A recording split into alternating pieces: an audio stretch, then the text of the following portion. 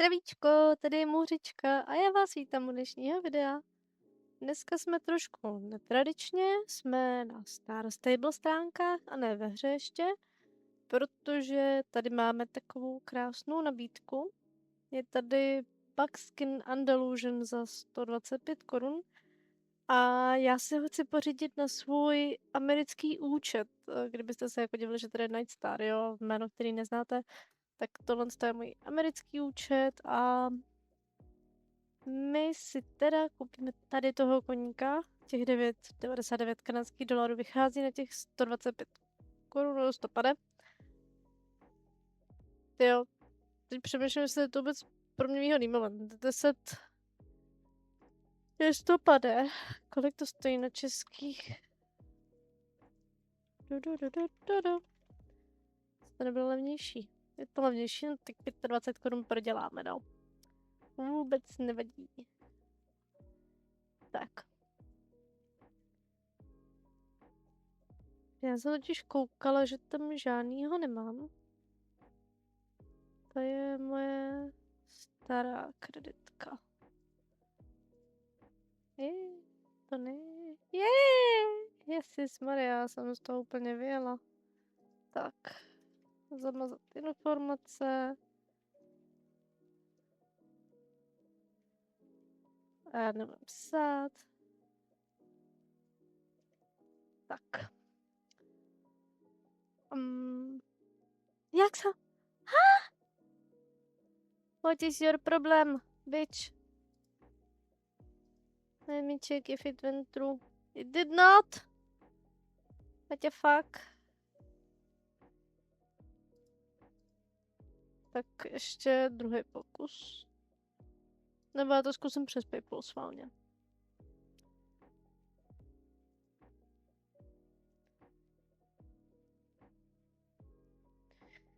Tak. Je.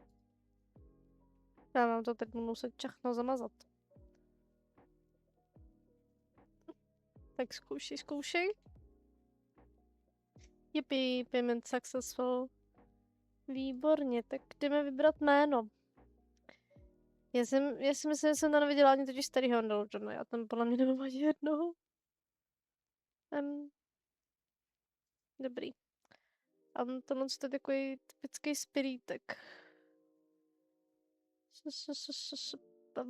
Proč to skočilo zpátky?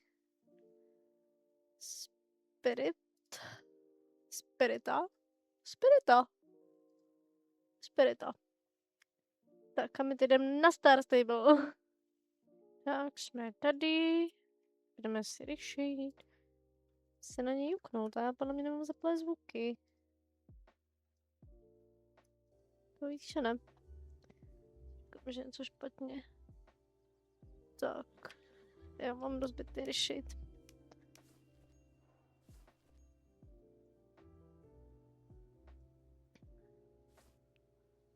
Hello Astrid, you should be waiting in your stable. Aha, přesně to jsem udělala.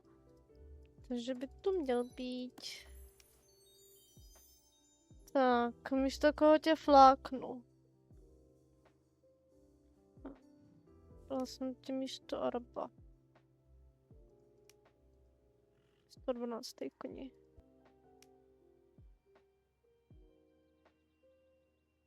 A tady. Jsem slepá úplně. Tak.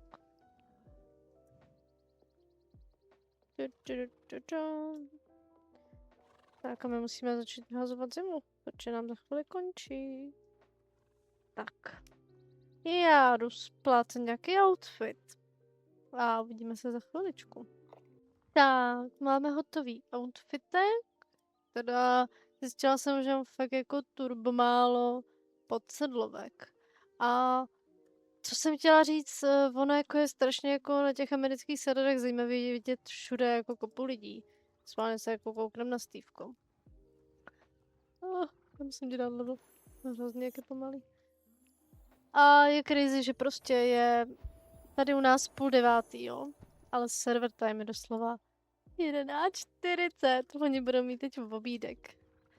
určitě někdy jako tady se strašně hraje RPčko, plánu natáčet čempy a questíky odsud z amerického, protože já tady nemám hotový ani main quest, ani vedlejší.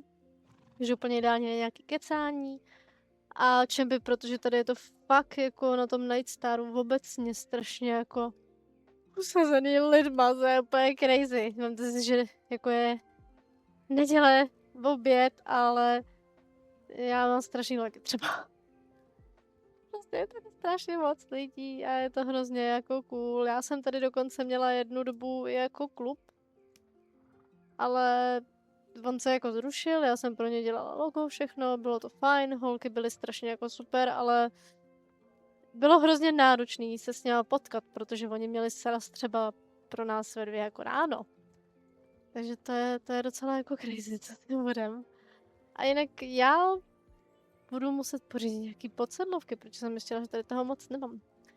Jinak koukám, že furt to máme jako rozbitý, ten full screen, takže to zase pořízneme všechno hezky. Mám tady nepořádek ještě pod Vánoc. No a kdybyste ještě jako něco chtěli vědět třeba o těch amerických serverech, tak určitě dejte vědět. Jinak tady ty akce na koníky mívá teď Star Stable jako častějš. Ale jako absolutně se to nevyplatí, jo, kdyby to někoho zajímalo. Já jsem třeba teď oproti českým serverům na tom prodělala 25 korun. Ale ono i stejně, když se vezmu, že ten koň stojí necelých 1000 Starcoinů, a těch 1000 Starcoinů vás prostě vyjde levnější, obzvlášť když je jako double. Tak ne, nevyplatí se to absolutně, ale já si tady Starcoiny na tenhle účet nekupuju už nějakou dobu. Takže prostě jsem toho chtěla využít, ty akcičky, že aspoň když se nekupuju Starcoiny, tak si koupím jako koníka. Takže to by bylo pro dnešek asi vše a my se uvidíme pravděpodobně ve středu, ve čtvrtek s novými questíky s Merchandise Castlem. Já se tak strašně těším. A konečně nějaký aktuálky, který nebudou stát za prd. Snad. No, tak se mějte fanfárově a ahoj!